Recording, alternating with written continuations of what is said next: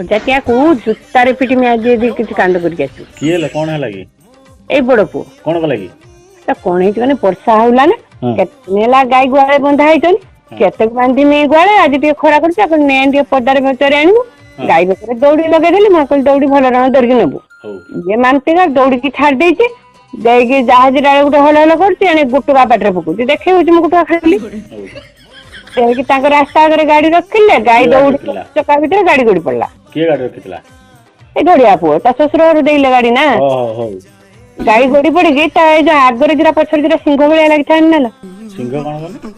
ପଟ ପଟ ହୁଏ ନା ମଣିଷ କାନ ରସ କଣ କହୁଥିଲା ଏଟା କଣ୍ଡକ୍ଟର ନାଲୋ କଣ୍ଡକ୍ଟର ତ ବସରେ ରହନ୍ତି କଣ କହୁଥିଲ ଏଟା ଇଣ୍ଡିକେଟର ଆଗର ପଛରେ ଯେ ନାଗୁଥାଏ। ଶଳା ମନେ ଥିଲା ମୁଁ ପାଟିରେ ପଶିଲାନି। ହଉ କଣ ହେଲା?